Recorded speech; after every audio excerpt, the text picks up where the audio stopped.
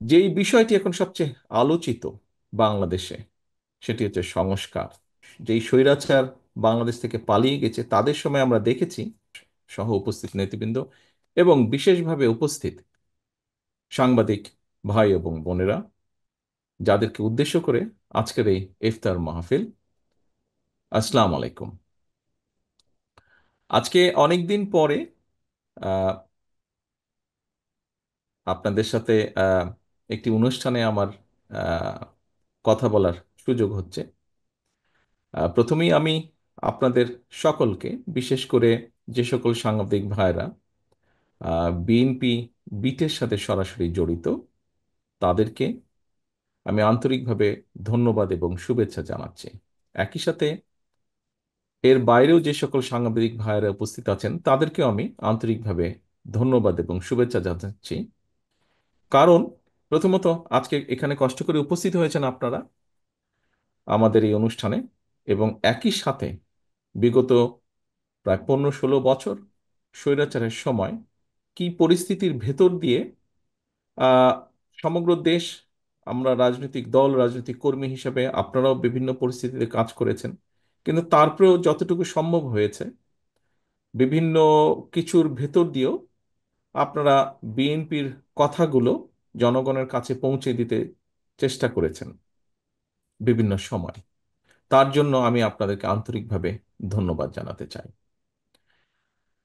প্রিয় সাংবাদিক ভাইয়েরা, আজকের অনুষ্ঠানটি কাইন্ড অফ কিছুটা হলো এক পক্ষ এই অর্থে যে এখানে আমি কথা বলছি, আপনারা আমাকে সেই সুযোগটা দিয়েছেন আমার কথাগুলো বলার, কিন্তু আমি খুব বেশি খুশি হতাম যদি ফিজিক্যালি আমার পক্ষে সেখানে থাকা এই মুহূর্তে সম্ভব ছিল এবং আপনাদের সাথে যদি ইন্টারাকশন হতো, অর্থাৎ আপনারাও কিছু বলতে পারতেন বা বলতেন, এবং একই সাথে আপনাদের সাথে যদি আলোচনা করার সুযোগ হতো, তাহলে আমি ব্যাপারটা আরো আরো বেটার ভাবে, হয়তো ভালোভাবে আমরা সকলেই ব্যাপারটা উপভোগ করতে পারতাম।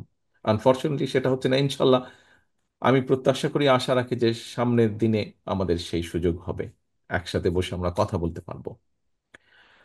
প্রিয় সম্মানিত অতিথিবৃন্দ, আহ, আপনারা ডেফিনেটলি এমন একটি পেশায় আছেন যেখানে আমরা যারা রাজনীতি করি আমাদের কথাগুলো আপনারা জনগণের কাছে পৌঁছে দেন বা তুলে ধরেন আমাদের কথাগুলো, জনগণের কথাগুলো আমাদের কাছে তুলে ধরেন।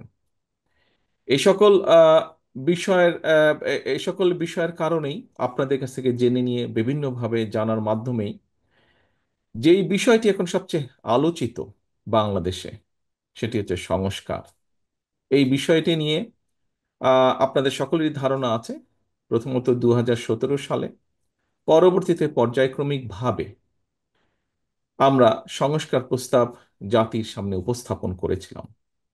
যতবারই আমরা আনুষ্ঠানিকভাবে উপস্থাপন করেছিলাম, আপনাদের ভেতর থেকে অনেকেই সেই অনুষ্ঠানগুলোতে ছিলেন। একটু আগে মহাসচিব সাহেব যেই কথাটি বলেছেন ওনার বক্তব্যে, যে কোথাও কিছু একটা কেউ হয়তো করার চেষ্টা করছে। সম্মানিত অতিথিবৃন্দ, বিগত 15-16 বছরে যেই স্বৈরাচার বাংলাদেশ থেকে পালিয়ে গেছে তাদের সময় আমরা দেখেছি, আশেপাশে আমরা দেখেছি, আমরা চাই, প্রত্যেকটা মানুষ বাংলাদেশে চায় এই অবস্থার পরিবর্তন হোক। বাংলাদেশে একটি স্বাভাবিক অবস্থা ফিরে আসুক। আজকের এই অনুষ্ঠানে সাংবাদিক ভাইয়ের কাছে আমাদের আহ্বান থাকবে যে আপনারা এই ব্যাপারে বাংলাদেশের মানুষকে, রাজনৈতিক দল হিসেবে আমাদেরকে আপনারা সহযোগিতা করতে সক্ষম হবেন। আমরা দেখেছি যে অতীতে স্বৈরাচার কিভাবে প্রত্যেকটি প্রতিষ্ঠানকে, রাষ্ট্রের প্রত্যেকটি কাঠামো বা প্রতিষ্ঠানকে ধ্বংস করেছে। এই মুহূর্তে আমরা দেখতে পাচ্ছি বাংলাদেশের, আমরা কথা প্রসঙ্গে বলে থাকি যে সার্বভৌমত্বের প্রতীক প্রতিষ্ঠান থেকে আমরা সাধারণত বুঝিয়ে থাকি একটা বাংলাদেশ সেনাবাহিনী। সেই সেনাবাহিনীকে আমরা দেখেছি বিতর্কিত করার চেষ্টা করা হচ্ছে, জনগণের মুখোমুখি করিয়ে দেওয়ার চেষ্টা করা হচ্ছে। কদিন আগে আমরা যেমন দেখেছি সংস্কার, সংস্কারের নির্বাচনকে যেমন করানো হচ্ছে, ঠিক একইভাবে সেনাবাহিনীকে জনগণের মুখোমুখি করানোর চেষ্টা করা হচ্ছে। আপনি একজন সাংবাদিক হিসেবে, আমি একজন রাজনৈতিক কর্মী হিসেবে আমরা এতটুকু বুঝি যে এটি পিছনে নিশ্চয়ই কোনো ষড়যন্ত্র আছে। আমরা সকলে মিলে দেশপ্রেমিক প্রত্যেকটি মানুষ আমরা সকলে মিলে যদি সচেতন থাকি, সচেষ্ট থাকি, অবশ্যই আমরা এই ষড়যন্ত্র মোকাবেলা করতে সক্ষম হব। আমাদেরকে যে কোনো মূল্যে অবশ্যই এই ষড়যন্ত্রকে মোকাবেলা করতে হবে। আজকে সাংবাদিক সমাজের একজন সদস্য হিসাবে আমি মনে করি এখানে আপনাদের বিরাট ভূমিকা আছে। বিভিন্ন বিষয় বিতর্কিত করা হচ্ছে, বিভিন্ন বিষয় সঠিক না। আপনারা যদি আপনাদের অবস্থান এই বিষয়গুলো সত্যভাবে জাতির সামনে তুলে ধরেন, তাহলে অবশ্যই আমরা এই ষড়যন্ত্র আজকে এই অনুষ্ঠান মাধ্যমে আমি আমার দলের অবস্থান থেকে আমার দলের পক্ষ আপনাদের কাছে আন্তরিকভাবে আহ্বান এবং অনুরোধ করে আসুন এই প্রত্যাশা 1971 সালে মুক্তিযোদ্ধা তাদের জীবন উৎসর্গ একটি স্বাধীন পরবর্তীতে বাংলাদেশের মানুষের গণতান্ত্রিক অধিকার সমুন্নত রাখার জন্য বিভিন্ন সময় রাজনৈতিক কর্মী সহ সাংবাদিক সহ বিভিন্ন পেশার মানুষ আত্মহত্যা দিয়েছে। তাদের আত্মত্যাগ যাতে বৃদ্ধি না যায়, পরবর্তীকালে গত 16-17 বছর রাজনৈতিক কর্মী সহ বিভিন্ন দলের গণতান্ত্রিক রাজনৈতিক দলের কর্মী সহ বিভিন্ন শ্রেণী পেশার মানুষ সাংবাদিকরাও রয়েছে খুনের শিকার। তাদের আত্মত্যাগ যেন বৃদ্ধা। পরিশেষে জুলাই আগস্ট মাসে যে সকল বাংলাদেশের নাগরিক স্বৈরাচারকে বিদায় করানোর জন্য নিজের গণতান্ত্রিক অধিকারকে প্রতিষ্ঠিত করার নিজের জীবনকে উৎসর্গ করেছেন, তাদের এই প্রতিটি মানুষের এই উৎসর্গ যেন সার্থক, তার জন্য আমাদের সকলকে এক প্ল্যাটফর্মে এসে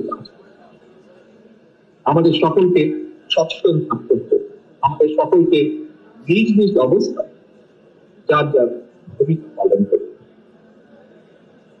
প্রিয় সাংবাদিক ভাইরা, আমরা খুব সহজেই বুঝতে পারছি একটি মহল যারা অবশ্যই বিশ্বাস করে তারা তাদের ষড়যন্ত্র যুক্ত আছে। আমরা একসাথে যদি কাজ করি অবশ্যই এই ষড়যন্ত্রকে মোকাবেলা করতে সক্ষম। আমাদের সর্বপ্রথম এবং একমাত্র লক্ষ্য হচ্ছে এই দেশের মানুষের গণতান্ত্রিক অধিকারকে প্রতিষ্ঠিত করা। এই দেশের মানুষের গণতান্ত্রিক অধিকারকে প্রতিষ্ঠিত করার মাধ্যমে এই দেশের মানুষ অর্থনৈতিক স্বাধীনতাকে প্রতিষ্ঠিত করা। আজকের এই ইফতার এবং দোয়া মাহফিলে একজন রাজনৈতিক কর্মী হিসাবে এটি হবে আমার এবং আমাদের লক্ষ্য এবং প্রত্যাশা। আমি দৃঢ়ভাবে বিশ্বাস করি একজন স্বাধীন সংবাদ কর্মী হিসাবে স্বাভাবিকভাবে আপনিও চাইবেন, আপনারা সকলে চাইবেন গণতান্ত্রিক একটি বাংলাদেশ। এটি আপনাদের প্রত্যাশা হবে। স্বাভাবিক বুদ্ধিতে আমরা সকলে এটি। পরিশেষে আবারও আমি আপনাদের সকলকে আজকের এই অনুষ্ঠানে কষ্ট আন্তরিকভাবে ধন্যবাদ জানিয়ে আমার বক্তব্য। আল্লাহ হাফেজ। বাংলাদেশ জিন্দাবাদ। বাংলাদেশ জাতীয়তাবাদী দল জিন্দাবাদ।